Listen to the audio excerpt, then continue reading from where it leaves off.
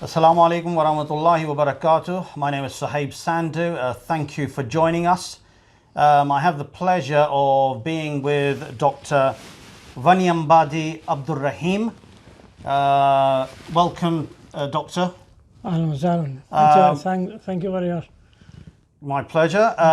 For those of you who don't know, Dr. Abdur Rahim is better known as the author of the famous Madinah Arabic books, and we'll inshallah get an opportunity to talk more about that. Well, thank you first of all for taking the time out from your extremely busy schedule. You are welcome. Dr. Abdur Rahim, can you tell us a little bit about yourself?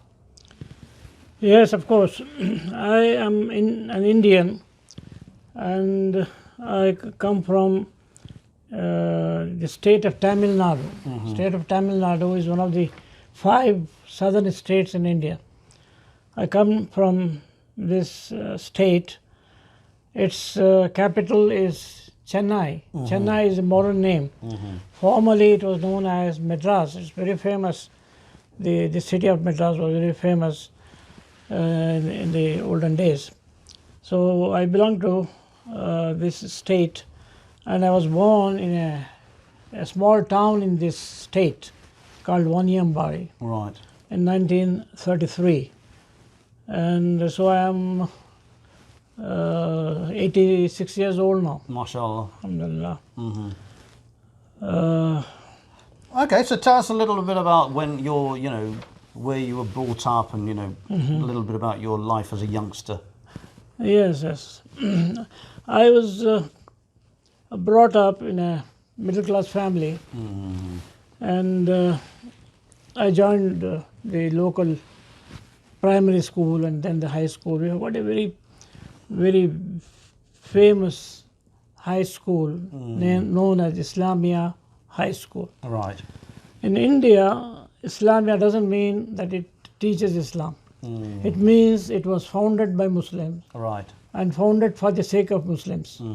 So we have Aligarh Muslim University. Muslim University means it was founded by the Muslims. Aligarh means it was founded Aligarh by is a place, name of a place, and Muslim University that is started by the Muslims, for the Muslims. So there was this high school was started by the Muslims. It has got a very beautiful building. Right. Very beautiful building, very large and beautiful building. So I studied there in high school, and then when I finished the high school education, I proceeded to study at the University of Madras. Right. University of Madras, I had to go to Chennai.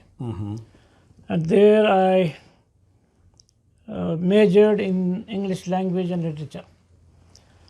Interesting. Yes, majored in Arabic language, English language and literature, and passed out in 1956. Right, so you graduated in 1956. Yes. And it wasn't Arabic that you graduated in. In No, fact, it was English language it was and English literature. language and literature. Arabic was strangely my hobby.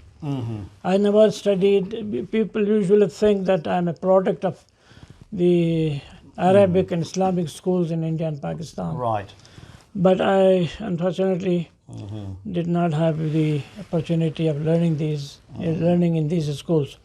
So I'm a product of regular high school.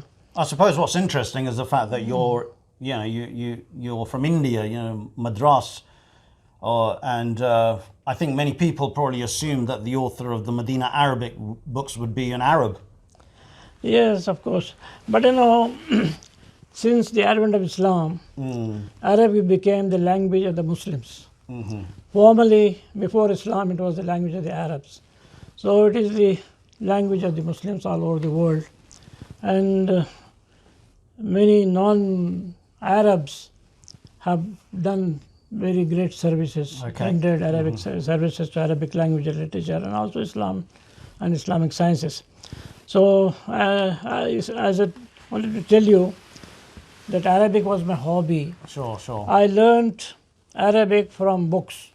There were books in Urdu and books in English also. There was a very famous book called Mirqatul Arabiya. Mirqat means steps, Right. steps to Arabic. It was in 3 parts and very useful book. And that was in Urdu, was it? That was in Urdu. Right. Unfortunately, later on I tried to find out, buy this book again, but I could not find. It was very long back. And then there was a book in English by Teach Yourself Arabic. Right. Teach Yourself Arabic by Tritton, Tritton, Tritton, and he was a professor of Arabic at Aligarh Muslim University. But he was an Englishman. Englishman. Right. So his book was also very interesting.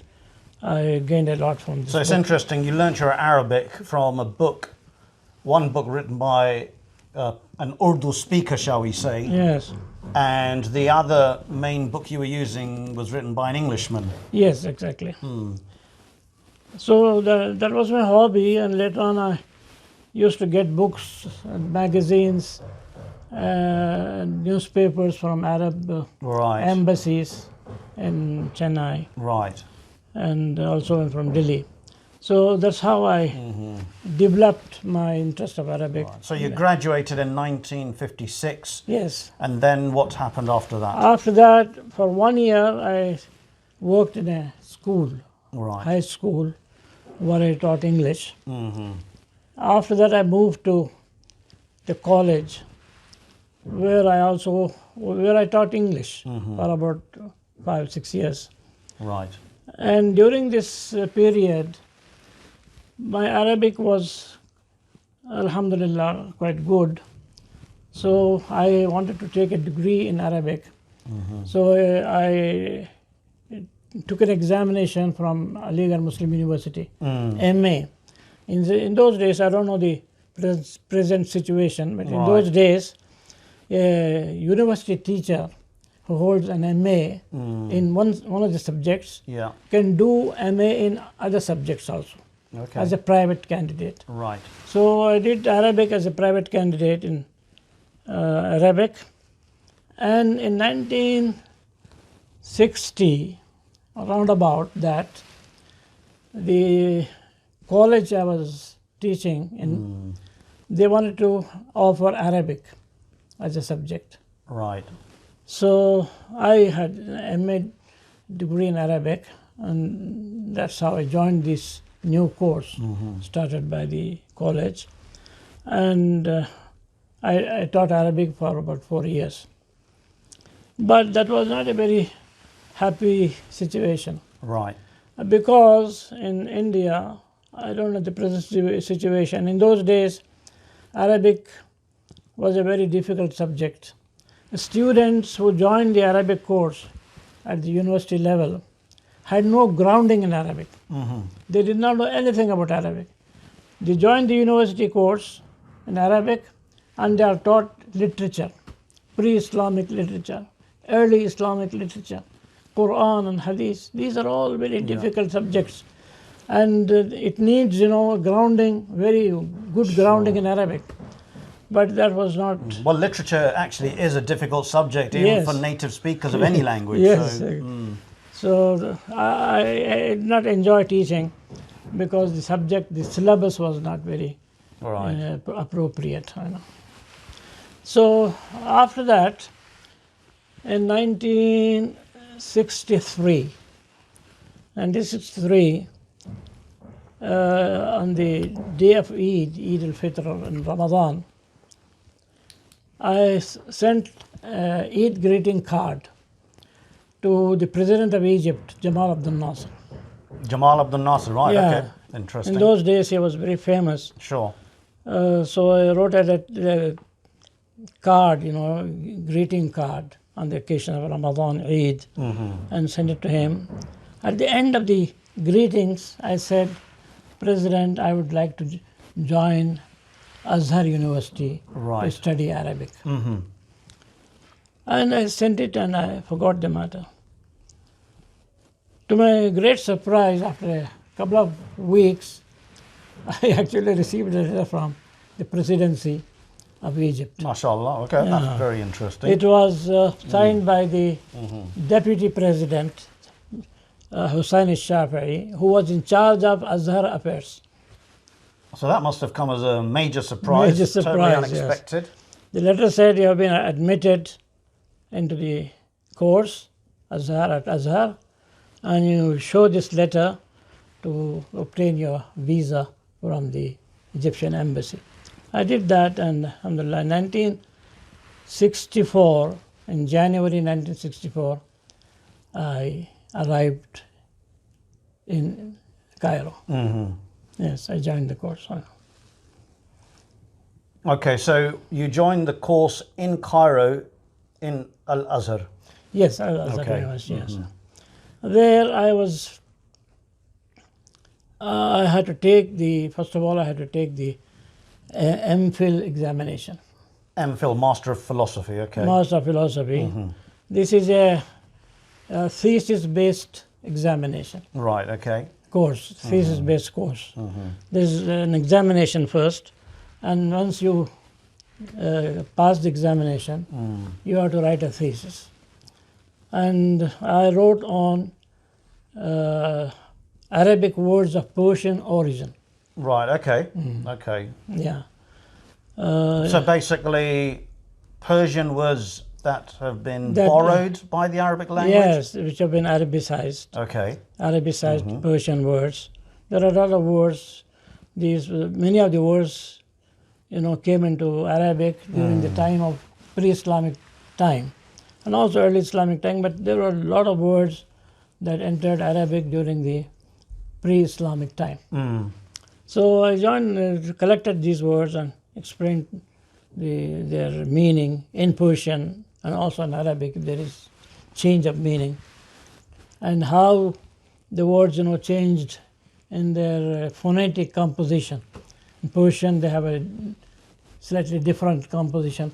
You mean in the sense that how they were pronounced? Is that Pronounced, what you mean? yes. Right, okay. Yes. So it's a Persian word, but in Persian it would be pronounced differently, yet in Arabic it would be It would the slightly same word differently, but pronounced in a different way. Yes, okay. yes. To suit the Arabic phonology. Sure. Yes. So unfortunately, this thesis I could not be published. I wanted to revise it again and all that, but Maybe there's an opportunity you could Inshallah. still publish it potentially. Yes. After that, that was in 1966. I finished the thesis in Arabic in 1966, and there was a convocation. I received a degree. And then what happened in those days, 1966, a new university came up in Sudan. Sudan is it's a neighboring country to Egypt. There was a new university coming up. It was called Islamic University of Durman. Right. Durman is one of the twin capitals, Khartoum and Durman. So they wanted to have teachers, professors for this new university. It was an opportunity because I wanted money. My father was sick and I wanted to help him. So I decided to join this university. I applied and got the job. I was to teach English through Arabic. Interesting. At the university. English through Arabic. Yes. Okay. Because I had a degree from Azhar in Arabic and a degree in English language from Madras University. Sure. So I was suited to teach English through Arabic. So I joined there. I lived there. I worked there for 3 years, 66 to 69. During this period, I came to know that Islamic University of Medina, which in those days was very famous, becoming famous, Right. and students from different parts of the world were invited to join the university. There were Indians and Pakistanis, but mostly there were students from Malaysia and Indonesia, Thailand, and also from European countries, especially from England. So they had started, as I came to know, a department to teach Arabic to these students the Indians and Pakistanis, they already knew Arabic because mostly they had done Arabic in their own countries. But the students coming from Europe and America, they had to first of all they have to learn Arabic first and then join the university course. So I was told that the university is going to start a department for teaching Arabic as a foreign language to these students. So in those days, Sheikh Ibn Baz, the famous Sheikh Ibn Baz, who later became known as Imam Ibn Baz, Allah Yarhamu, he was the president of the university. He was a very pious man, and I wrote to him a letter saying that I want to join the university as a teacher, and I am qualified to teach Arabic to non-Arabs. After a short period of time, I received a letter from Sheikh Ibn Baz saying that I have been accepted as a teacher. So in 1969... That's interesting. Okay, that's so mashallah, you're very good at, you've been writing letters and they seem to have had positive responses. Yeah, they seem to mashallah. work. Yeah, they seem to work. I don't know whether email, we have electronic mail, but letters obviously do work. So in 1969, at the end of the university year, academic year, I came to Medina and signed the papers and then went home to spend the summer holidays and then came back. From that time, 1969, I had been working at the Islamic University of Medina for about 26 years. It's about 1995. Right, okay.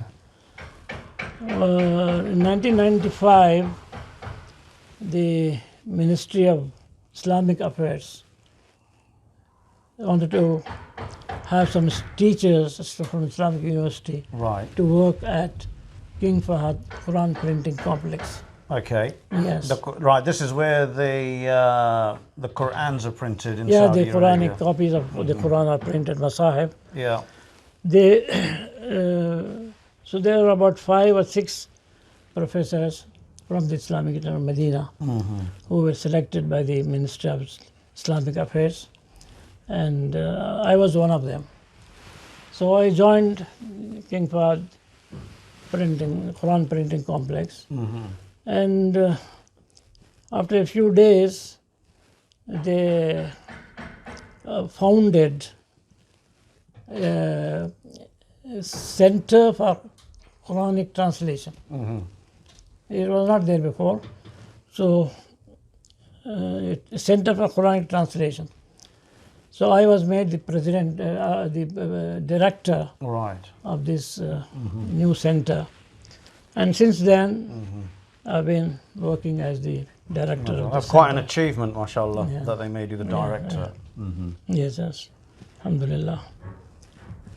And you're still there at the moment? I am still there. Right. And any plans for retirement, or you're mashallah 86 at the moment?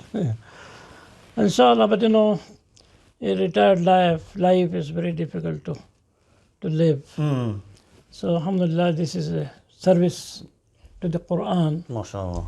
And alhamdulillah, Allah subhanahu wa ta'ala has given me an opportunity to serve the Quran. So inshallah, as long as I can do this, I'll work, inshallah. MashaAllah. Okay, so let's talk about the Madinah Arabic books, because, as someone who, I was influenced highly by these books, and I think that these books just suddenly came onto the scene, as it were, and, they inspired, I think, a lot of Arabic learning. So could you tell us a little bit about, the Madinah Arabic books, what happened, how did it start, and... Yes, when I joined the Islamic University of Medina, as I told you before, that I had come especially to teach Arabic to non-Arabs, students who joined the university but have no background in Arabic. So I found that there were students, quite a few students who were in the class, and their knowledge of Arabic was different from one from the other. Some knew the letters, some did not even know the letters, some knew a little bit of Arabic. So they were not all the same, at the same level. So I wanted to devise a course that can help teach these students Arabic without the instrument of another language, with the medium of another language, because I cannot use any language because the students spoke different languages. There were Japanese, there were Chinese, there were Turks, there were French, Germans. So there was no common language. All spoke different languages. So I wanted to, the book I wanted to devise should be in such a manner that it doesn't need any medium of another language.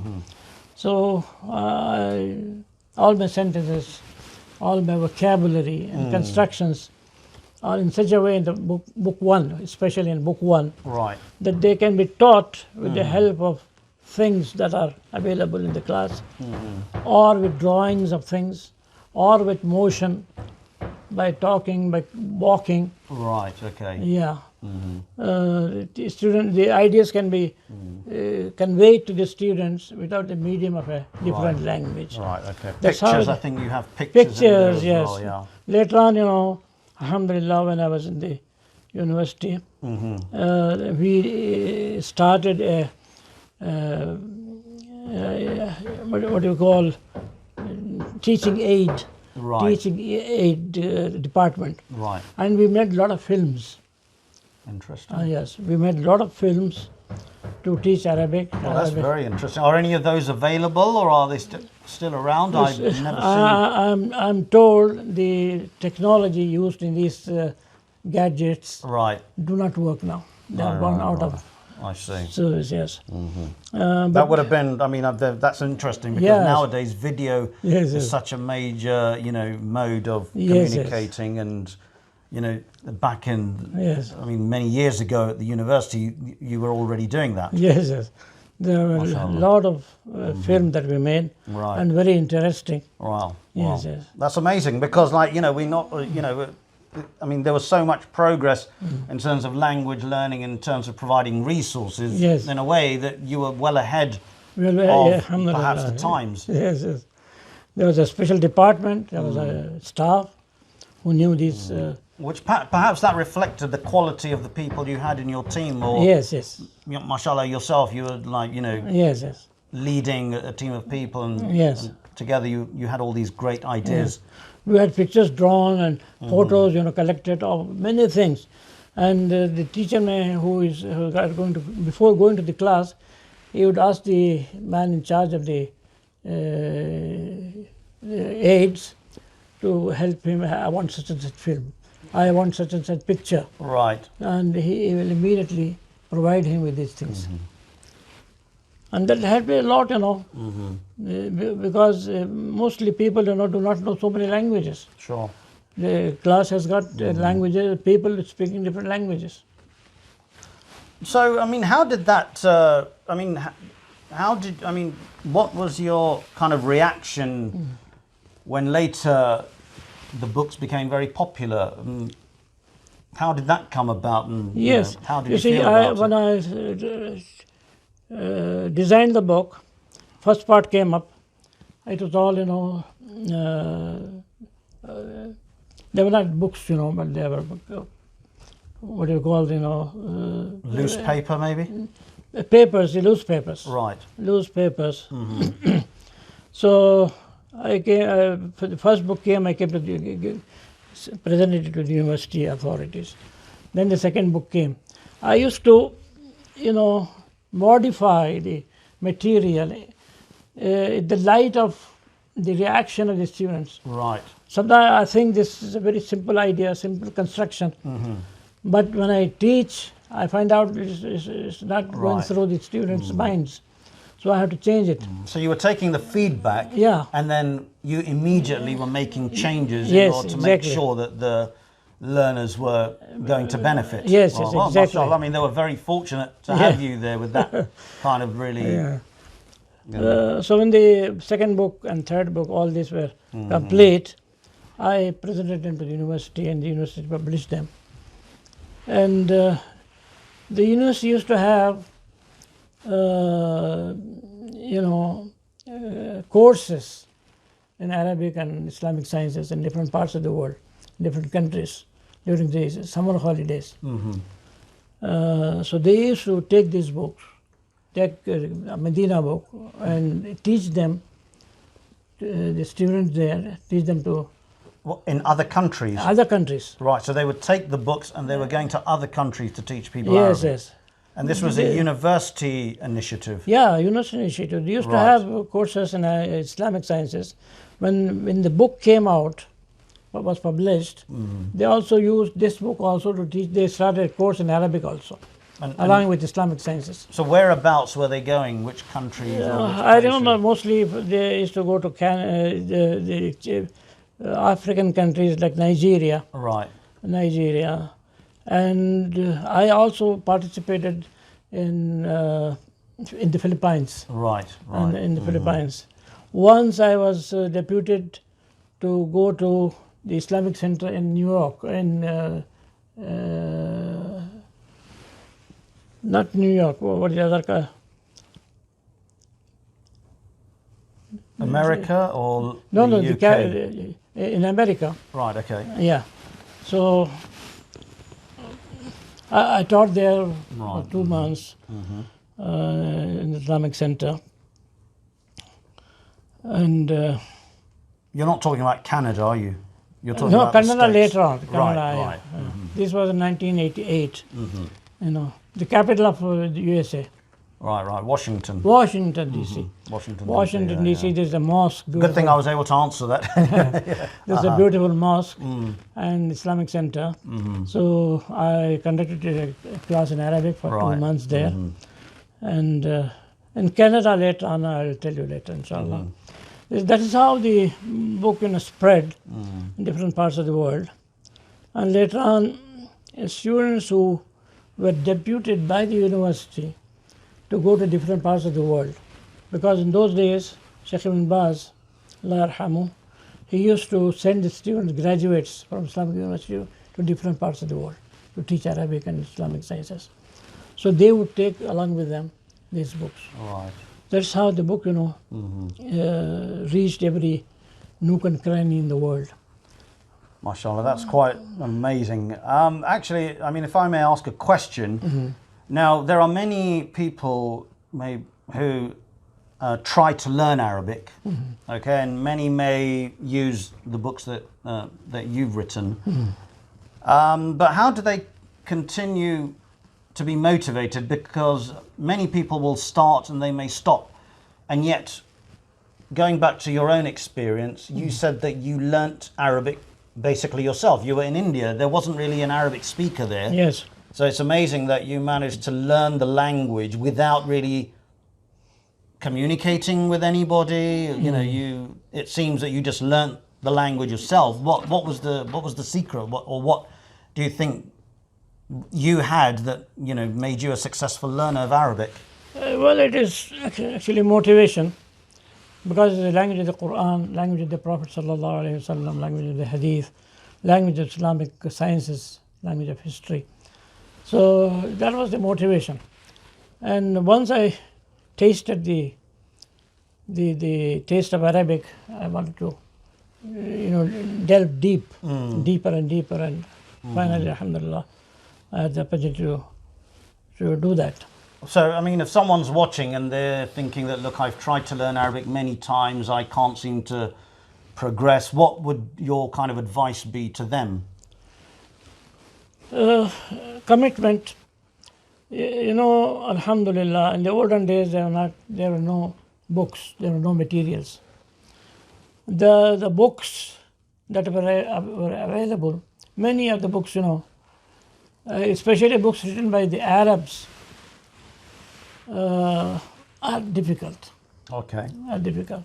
So when I learned the language by myself, I knew the problems that faced Sure. non-Arab speakers of Arabic, learners of Arabic. Sure, you were thinking about your own experience. Yeah, my own of learning, experience. yes. So I identified these problems that beset students of Arabic and try to solve them.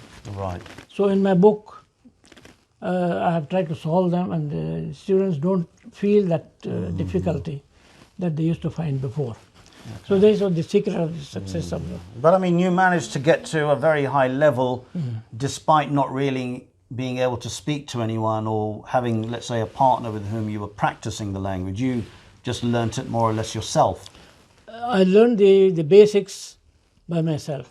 In what way? How did you? But from the books. Right. But later on, when I was in the city of Chennai, Chennai, a lot of people from Arab countries come, especially in Ramadan. Arab countries send, mashayikh to teach Islam and. In Chennai, specifically. Yeah, Chennai. Why Yeah. Chennai? They go to, big cities, and Chennai is one of the 5 big cities in India. So a lot of people come there, and the people who recite the Quran also come there.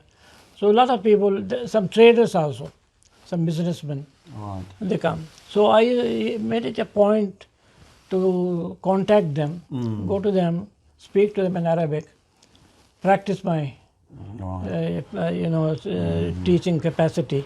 Sure. So that is how before I came to Arab countries, I could speak quite well, alhamdulillah. Oh, you were fluent. So you made a point of finding people or looking for people, or really whenever you had the opportunity to practice, you would try and do that. Yes, and an interesting point.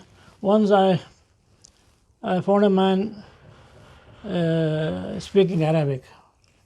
So I asked him where he was from. He said from Bahrain. And then actually I found out that he was a beggar. He had come to beg. A beggar from Bahrain. Bahrain, yeah. I took him home, and the whole day I fed him and gave him money so that I have a good opportunity to speak to him. MashaAllah. Well, I mean, Allah reward you. You were doing something very, very good. You were trying to help the person. Help the person at the same time, learn from Yeah. him, yes, Do you know whether he went back to Bahrain? Was he able to afford? Yeah, I think back? yes. Right. Okay. So, what you also mentioned that you once, or you've been to Canada a few times. Yes. It so happened that once a man telephoned to me. He said, I'm in Medina, I want to come and see you. I said, okay. He came to me and he said, he is from Canada. He's of Indian origin, Pakistani origin. He said, I'm an old man, about 60, 65, but I had a great desire to learn Arabic. So I went to Jordan and got admitted in a university, Jordan University, one of the universities in Jordan. But I did not learn anything. The syllabus was completely different. It did not, satisfy my my needs. So I left the university. But I stumbled upon your book, the Rasulullah Al-Arabiya, and I learned Arabic from these books. I have finished, and I want to start teaching Arabic with the help of your books. So I came for Umrah, I wanted to see you. And then he had a copy of the book. He said, you see here, other people treat this matter in a different way. You have taught it so beautifully. It's all step by step, construction. Then he said, I'm now teaching, I'll start teaching a group of students.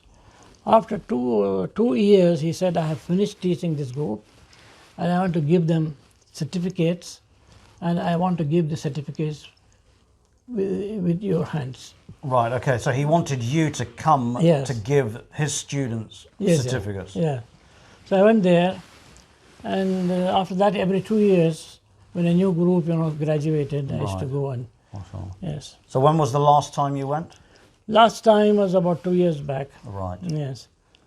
Now I'm too old to travel. Right. Yes. Okay. And then another point, Sure. a couple of years back, he videotaped his lectures in the classroom. 48 CDs or DVDs.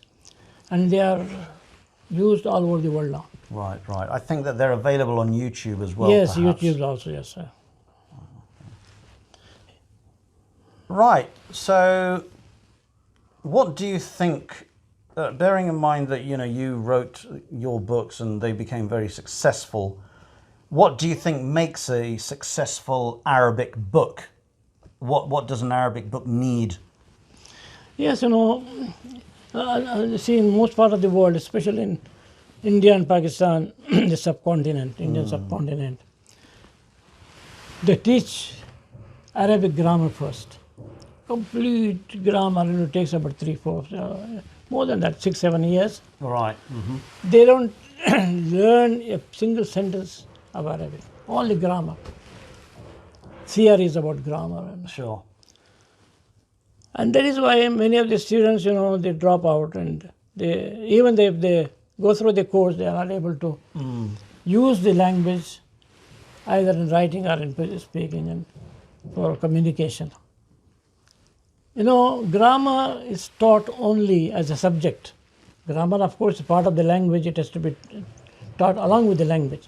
But teaching grammar separately as a subject by itself, it is done only in dead languages, like Latin, Greek, Okay. Hebrew, Interesting. and Okay. yes. So focus on grammar usually. Yes, in occurs dead where languages. There's a dead language. In other words, a language that really isn't used anymore. Okay. Yes, Or isn't because much used. they can't use the language. They learn the grammar. That is how Arabic is taught in Islamic, in Indian subcontinent. Other countries, I don't know. In the Indian subcontinent, there are many countries in this continent. And even in the universities in India, they categorize Arabic as a classical language. Okay, and what does that actually mean? Classical language is a beautiful word, but it really means it is a dead language.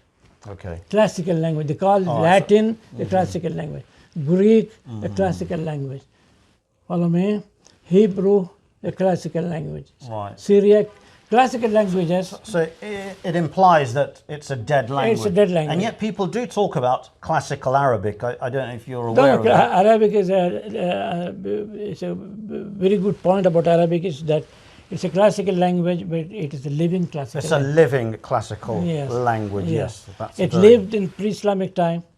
The same language exists even today. That's the beauty of Arabic. But Latin and Greek, they are dead. So they teach Arabic grammar first, and then many people do not have the... So what is the solution, or what, in your view, is the way forward then? That I have taught in my book, the design that I have designed in the book, that we make use of Make use of the language. Use it for the purposes of communicating. language communication, Right. but based on grammar, Okay. based on applied grammar. Applied grammar. Applied. Okay, so grammar that you use. Yeah, applied grammar. Sure, okay. Each lesson has got a grammatical point behind, but the sentences are, the student for the first time may not realize that there is a grammatical chain Yeah. which runs through all the sentences. But there is a grammatical pattern. So when he finishes the lesson, we teach him. You see, all these sentences are got one focal point in grammar, that is mubtada and khabar or something like that. So, but what about the view? I mean, many non-Arabs will say that they're learning Arabic because they want to understand the Quran. They may not necessarily want to use it to communicate with. I mean, do you think, there's a problem with that? Because most people are motivated, like yourself, like when you were younger, they want to learn in order to understand what they read and what they hear when the Imam is reciting. Yeah, exactly. Arabic, non-Arabs all over the world, they learn Arabic because of the Quran, to understand the Quran, to understand the Hadith, and also because it is the language of the Prophet sallallahu alaihi wasallam and the Sahabas. That's the motivation. But if you learn the language according to the moral method of applied grammar, Sure. they can learn both the aspects of the language. They can learn the Quran Right. and also learn the language, present day Arabic, and communicate with the help of it. So they can have both the. Do you think there's any danger because if people don't focus enough on grammar, then do you think there's a danger of the language or the use of the language, becoming, in other words, like people learn, I think traditionally grammar has been taught because it is considered, the most important part because it ensures that the language remains timeless. So like the Quran or the Arabic has remained the same for the last 1400 plus years. So some people might say, look, well, that's the reason we're teaching grammar. That's why we don't want to go down the communicative way. Let's say we must bear in mind a very important fact that we cannot do away with grammar. Grammar is a part of the language. Whether any language, grammar is I and you, we are able to communicate to each other because of grammar. Grammar tells you this is past, this is present, this is future. Oh. You are one, is third person, second person. So without grammar, there can be no communication. So, but what to teach and when to teach? Grammar should be taught along with the language. Sure. Yeah. It's about not timing. as a separate subject, which has no bearing on the language. Yeah. That's the difference. In grammar there are certain things which are actually not necessary. Grammarians have introduced in grammar philosophy, Greek philosophy. So many of the things, they try to explain with the help of philosophy and all that. Language is not philosophy. Language is what the people of the language use. For example, as you know, in Arabic, ta is the feminine ending. For example, mudarrisun, mudarrisatun, lady teacher.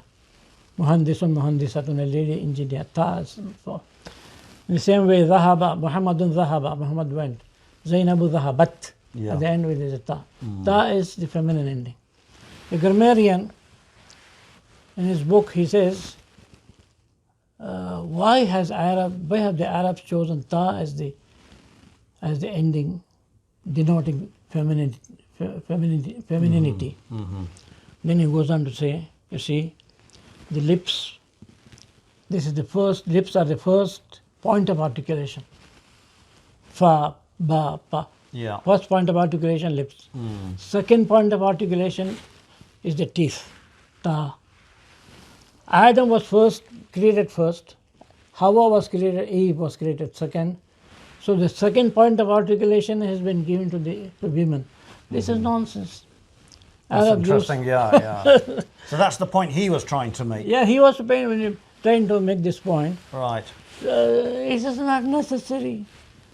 In English, we don't say why is S the sign of plural. Nobody asks the question. The people who use the language have used this. Sure. So there's no point trying to rationalize or try and come up with points just to even if you learn language. this point, why Thai has been chosen, it doesn't help me. You know what I mean? Well, so we need grammar, but we need grammar as an applied science, not as a theoretical science. Yeah, something that we need to use rather than theory, rather than something that you can't really use. Yes. Well, I'm sure a lot of people will be very happy about that. That you're saying that like the Arabic needs to be taught in such a way that people are actually using the language to communicate, Yes. rather than focus too much on. There is a lot of logic. If you design the subject, the material in such a way, in an intelligent way, you can teach the grammar without using any aids. For example, you say Jamalun, Hada Jamalun, this is Jamal, Hada Bilal, this is Bilal. Hadihi Aminatu. The student will think, if I ask him, is there any pattern do you see? He says, yes, I think, for man we say Hada, Yes. and for women we say Hadihi. He has, found out the difference between Hada and Hadihi himself without my telling him. Because of the context in which I used. You follow me? Yes. So you must use, things which are self-evident. I can't use, say for example, Sayyara to feminine, because Sayyara is feminine in Arabic, but in German it is neutral, das Auto. Sure. Doesn't have a gender. Yeah. So, but Bilal is man in every part of the world. Amina is a woman in every part of the world. Self-evident. Sure. So we use these ideas, self-evident ideas, to teach the language, and the students will understand very easily. Well, thank you very much for your time. It's been very, very, it's been good. It's been an honor to speak to you. And I hope that those of you who watch this video feel inspired by Dr. V. Abdur Rahim's journey of learning. And remember, he had a degree, you had a degree in English language and literature, yet it was really your own motivation and hard work that got you there.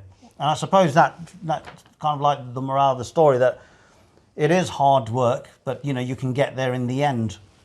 Is there anything you'd like to say in the end before we finish? Yes, we need commitment. Without commitment, without desire to learn something, and without hard work, you must have a desire. To do something, to learn Arabic, and then you have to work, commit yourself to learn the Arabic. And I also want to say that Arabic is a very logical language. It's very simple, very logical. If it is correctly taught, it's going to give results. But unfortunately, Arabic has suffered at the hands of books, at the hands of syllabuses, at the hands of theories, like as I told you, at the hands of teaching, way of teaching, at the hands of teachers. So if everything is okay, the syllabus is good, the material is good, teacher is good, I'm very sure that the results will be very, very good, inshallah. Inshallah. Well, thank you very much. Jazakallah khair. I must thank you for giving me this opportunity to speak to you. No, well, I mean, it's very important that we know what our scholars, we need to know more about you. We need to know what you're thinking. And there is a heritage, there's an Islamic heritage. And mashallah, you are, the people that we respect. And, you are, an inspiration for all of us. Jazakallah khair. Barakallah fiik, jazakumullah khair. Assalamu alaikum wa rahmatullahi wa barakatuh. Wa alaikum assalam wa rahmatullahi wa barakatuh. Barakallah fiik.